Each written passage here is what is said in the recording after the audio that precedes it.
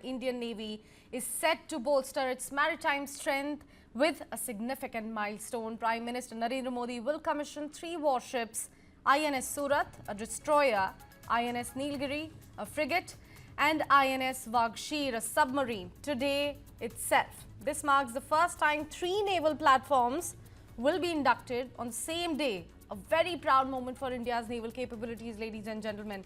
This achievement comes amidst growing concerns over China's rapidly expanding naval power. Beijing now boasts the world's largest navy with 234 warships, surpassing the US Navy's 219 count. However, India faces challenges with lengthy lead times for new inductions, though INS Surat, the last in a series of 12 destroyers, will be followed by another destroyer only a decade from now. Similarly, INS Vagsheer, the 6th and final submarine in a 20-year-old order, will have its successor in the year of 2032. While India strengthens its defences, China continues to add an equivalent of 1 Indian Navy to its fleet every 8 years, a pace that underscores the urgency for India to now ramp up its naval modernization.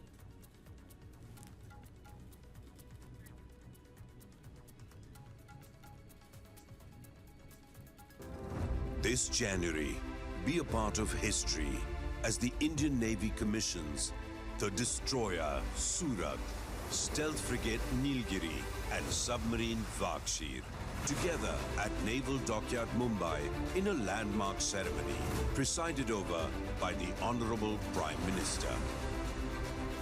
Built by Mazagon Dock shipbuilders, each a tribute to Atmanirbhar Bharat with unique operational capabilities.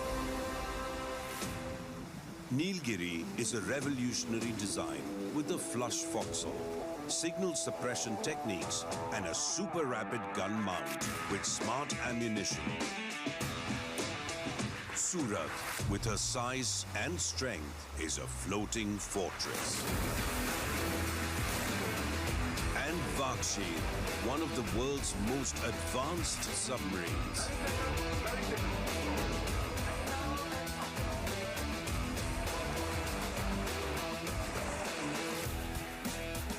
Together, they embody a credible, cohesive, future-ready, and above all, combat-ready force.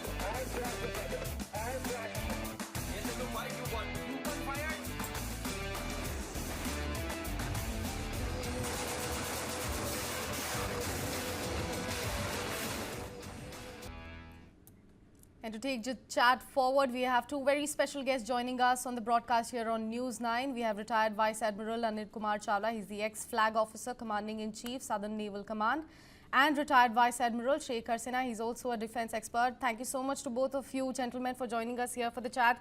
Mr. Chawla, first coming to you, very crucial question over here would be the 4th and final ship of the P-15B guided missile destroyer project. Should India now focus on battle cruisers for bigger weapon platforms?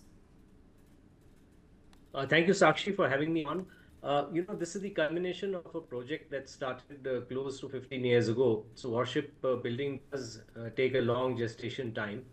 And specifically to your question, yes, China has gone in for cruisers. They've got one of the largest warships in the world today with very capable anti-ship missiles. Yes, I think the Indian Navy possibly would be thinking of those lines of having a larger combatant. But coming back to the current program, I think it's very, very heartening to see three major war vessels being commissioned together. 2 of them, as you mentioned, are the culmination of a program, the Scorpion class submarines, the Kalvari class, as also the Vishakhapatnam class P-15 Bravo destroyers. And the third one, Nilgiri, is the start of the first of the 7 frigates that would replace the erstwhile Nilgiri class frigates. So I think with these inductions, the Indian Navy will be considerably strengthened. But yes, the naval designers, I'm sure, are already looking ahead to better vessels, more capable vessels. And I agree that that is something that we should look forward to. Definitely, Mr. Chawla. And on that frigate point, Mr. Sinha, my next question would be to you that INS Nilgiri is the first ship of the P-17A stealth frigate project, if I'm not wrong. Is it time that India moves away from corvettes and build more frigates? Well, we already have, when you do the analysis and threat perception, you have various kinds of threat. You as कहते हैं जहाँ काम करे सुई वहाँ क्या करे तलवार. You heard of this saying, and therefore there are lower end targets closer to coastline and very close to enemy territory. If you look at the map, you will find that the work which corvettes can do go into slightly shallower waters and probably provide the same punch. And therefore, it is a combination of all the various types of ships, various types of submarines. You can tomorrow say that, why not have only diesel submarines? Why nuclear submarine? So, to be very honest, the Navy is a three-dimensional Navy, and the threats are quite multiple. And therefore, for every threat, the weapon platform chosen are different. And what the Navy is doing, just the right thing to do. It has been as per the plan, and the Navy has known its task, from entire Indian Ocean, Arabian Sea, Bay of Bengal. There are coastal areas. Our threats are from some coastal countries. As you know, the country on our northwest, is also a coastal country. We share the same water. So therefore, these kind of plannings have already been done, and the number of frigates which are required, number of destroyers which are required, very much on plan. The government, Prime Minister Modi's government, has really supported and given the approvals in time.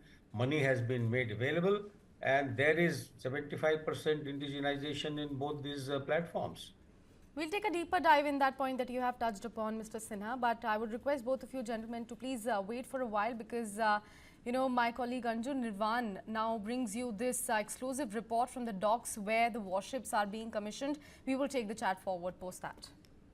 INS Nilgiri में medium range surface to air missile system, torpedo और BrahMos missiles लगाई गई हैं। आसमान में ये दुश्मन के रॉकेट्स को डिस्ट्रॉय कर सकती है, यानी कि एयर डिफेंस सिस्टम भी इसके अंदर लगाया गया है। साथ ही साथ अगर आसमान में दुश्मन का कोई ड्रोन उड़ रहा हो, एयरक्राफ्ट उड़ रहा हो, तो ये अपनी मिसाइल से और अपने रॉकेट से उसे डिस्ट्रॉय कर सकती है। और साथ ही साथ इस तरह के रडार सिस्टम और एआई सिस्टम इसमें लगाए गए हैं, जिससे कि ये दुश्मन के सबमरीन्स को ढूंढने के बाद उसे समंदर के अंदर ही डिस्ट्रॉय कर सकती है। आपको भी मैं INS नीलगिरी पे बहुत बहुत स्वागत करता हूं, और आज बहुत ही महत्वपूर्ण दिवस है, जबकि 15 जनवरी को हमारे आदरणीय प्रधानमंत्री जी ने एक साथ 3 युद्ध पोतों को कमीशन किया है और हमारी नौसेना में आज शामिल हुए हैं।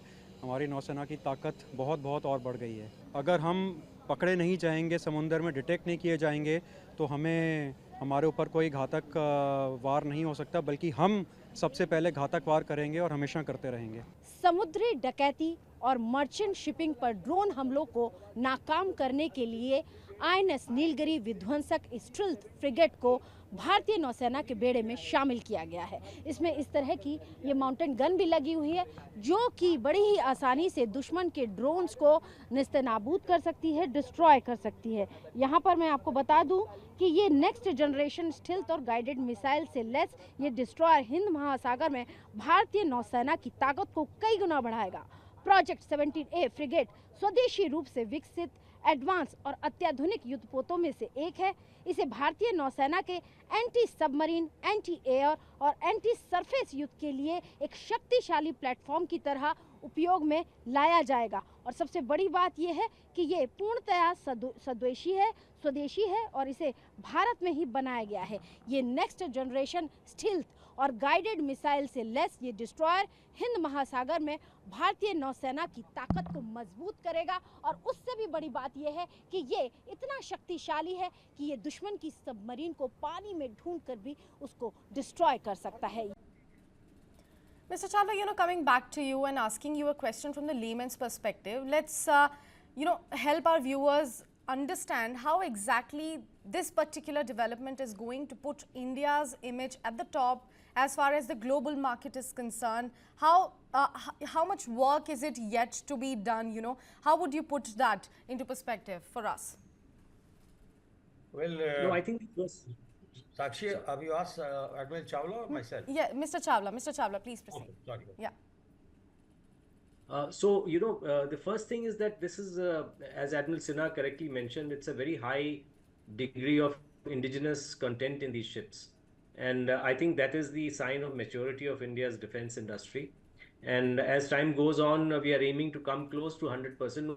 No country will ever become 100%, and neither is it required. But I think the major weapon systems and sensors on the ship, as the ship's construction itself, because of the far-sightedness of our naval predecessors almost 75 years ago, it has progressed very well. So I think that's the first major sign that goes that we are building all our warships and submarines within the country, and we are designing warships. We have to progress, of course, to designing submarines, which will happen shortly. But that is the first signal. The second is, of course, it bolsters the Indian Navy's overall strength. And as your correspondent mentioned, anti-piracy or saving ships from drones is just one of the roles. These are multi-role ships, so they can go with the carrier task force. They can go independently as surface attack groups. They can do escort duties. They can do various things. And finally, most importantly, such capable ships, when they show the flag to foreign countries, and specifically, as you mentioned, what signal do they send? This signal the sign of a capable and resurgent India, which is not only capable of looking after its own defense needs, but also can support other countries when required. Right. And Vice Admiral Sinha, since earlier you touched upon the threat angle, we have discussed the global perspective, but let's also talk about what exactly is happening there in the sea. If we were to, highlight all of our enemies, now this development coming into the picture, the three big additions to our naval forces, how exactly are we going to combat the long-standing, naval border issues with all of these things now coming into the picture? Well, coming back to your last sentence that you said, the Navy doesn't have any borders, and that is the problem. You have land borders, and land borders always divide countries. The sea doesn't have borders, therefore it unites the countries. Apart from the warships, there are larger number of merchant ships who are involved in trade and commerce of their various countries. We call them global commons. So I would say that everybody is not an adversary. An adversary has to be declared.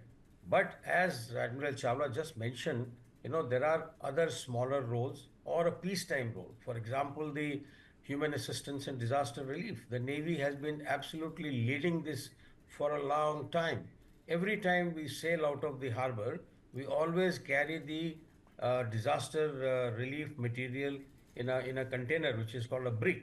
And therefore, even a ship on normal training sortie can actually be deployed for HADR because we don't know when will the disaster hit. So that is one very big peacetime task, which is as good as the operational task. So that's number one. Secondly, the Indian Ocean and Arabian Sea, they are very frequented. Almost world's about 80% of energy actually traverses through these waters. And mind you, the China is one of the biggest importer of oil from the Gulf. So we are looking at that China's arrival here is certain because they will come here to protect their economic interest. But as you know, China's every action is absolutely dual purpose. So we do not know at what time will China become belligerent. And as you know that in all our neighborhood, China has made friends. They have got harbors from which they can operate both the merchant ships and the warships. So we have to be very, very ready. Navy is always a force in being. It is not a force which is going to keep attacking, no. But when time comes, we should not be found wanting. You prepare a deterrence so that the other country does not have the guts of attacking you. And that is exactly what we are doing. Navies are always a force in being. It can also support land war, Sakshi. Because if you say that our troops are fighting on the western front or the northern front and they are under pressure, the Indian Navy can go and actually carry out blockade. Also, in worst case, they can also target the land targets from sea, staying away, hundreds of miles away. So this is a very potent weapon. And coming back to ultimate weapon, which is the nuclear missile, that we have just recently tested a missile which is Agni 5. equivalent from a underwater platform. So we are looking at India being a very powerful country. We can actually reach virtually, beyond Chinese border. So that is the kind of attacking power we have. Uh, Now you said our stature in the Indian Ocean as a resident country, we are number one. Let's have no doubts to your viewers that we are the most powerful resident navy in the Indian Ocean. And therefore, every country wants to exercise with your navy. Every country wants to have a bilateral agreement of maritime security. You see the number of bilaterals and trilaterals and multilaterals we have. America wouldn't have come and made friends with you, do that Malabar or Quad. Because they also understand India's importance in the Indian Ocean. We're a big country, and we actually have the naval power which can cover this entire area. We have a very strong maritime domain awareness network so that we can keep track of virtually everything that moves on the surface of Indian Ocean. Sakshi. So again, sir, but from the layman's perspective, just for a bit more clarity, as far as our number goes in the sea, what would you suggest? More of the auxiliary ships or more of the warships? Sakshi, these are, to be very honest, personally, I don't believe that you must match the numbers to numbers. No. I would say that if China is making 500 ships and therefore you start hyperventilating that we should also make 500, no. You have to see what does the threat China poses to you in the Indian Ocean area. Or let us say Indo-Pacific if you say the wider one. You must create capability to puncture the vulnerability of an adversary. You don't have to have the same number. If he's got 10 aircraft, I need 10 surface-to-air missile systems. Absolutely. I don't need 10 aircraft to beat it. Similarly, if they are making ships, I must have more underwater capability to destroy or more aircraft to destroy them. And fortunately for us, the God has been very kind that anybody who's coming into Indian Ocean or going out, they can only do so through few choke points. You got Malacca Strait, you got Sunda, you got Lombok, you got Ambaivata, and this side you got the Gulf of Aden. So these are all choke points where it is narrow passage where all of them can't come together. And therefore, for us to keep a track of the movement is slightly easier. As I said, it is geographical advantage. So I would say that, I don't think we should worry too much about who's making what. As long as we have capability to challenge his vulnerability, that is good enough for a country like us. Because, we don't have that kind of economy. The government has other many priorities of development of people, development of areas, human development index, the per capita income, all those things this government has to do. And which I think Prime Minister Modi's government has done very well. Absolutely. Sakshi. Absolutely. Admirals would request to please stay on with us on the chat because we have another interesting report now coming in straight from the spot. My colleague Anju Nirvan has given us a sneak peek of INS Surat. Let's listen into what she has to explain. INS सूरत भारतीय नौसेना का बेहद खतरनाक जंगी जहाज है। इस स्वदेशी घातक युद्धपोत में एंटी सरफेस वॉरफेयर के लिए BrahMos anti ship missile system लगाया गया है। इस सिस्टम से 16 ब्रह्मोस मिसाइलें फायर की जा सकती हैं। इसमें आधुनिक सर्विलांस रडार लगाया गया है। इसमें दुश्मन की सबमरीन को नष्ट करने के लिए रॉकेट लॉन्चर और टॉर्पिडो भी लगाए गए हैं और इसमें 4 टॉर्पिडो लॉन्चर्स लगे हैं। INS सूरत डिस्ट्रॉयर की लंबाई करीब 163 मीटर है और 7400 टन वजनी ये डिस्ट्रॉयर 4 पावरफुल गैस टरबाइन की मदद से 30 नॉटिकल मील की अधिकतम रफ्तार से समंदर में दौड़ सकता है। 15 ब्रावो क्लास का INS सूरत 7400 टन का है और 56 किलोमीटर प्रति घंटे की रफ्तार से ये समंदर में दौड़ सकता है। उससे भी बड़ी बात, ये पानी के अंदर 45 दिनों तक रह सकता है। अपने तमाम तरह के सर्विलांस ऑपरेशंस ये पानी के अंदर कर सकता है, हमारी समुद्री सीमाओं की रक्षा कर सकता है। In fact, our colleague Anju Nirvan has now taken us through the last of the Scorpion submarines also, which will now enter the service. Take a look at that report as well. मन को चुन चुन कर मौत के घाट उतारेगी INS Vagsheer. इस वक्त हम INS वागशीर पर मौजूद है जो भारतीय नौसेना के बेड़े में शामिल हुई है।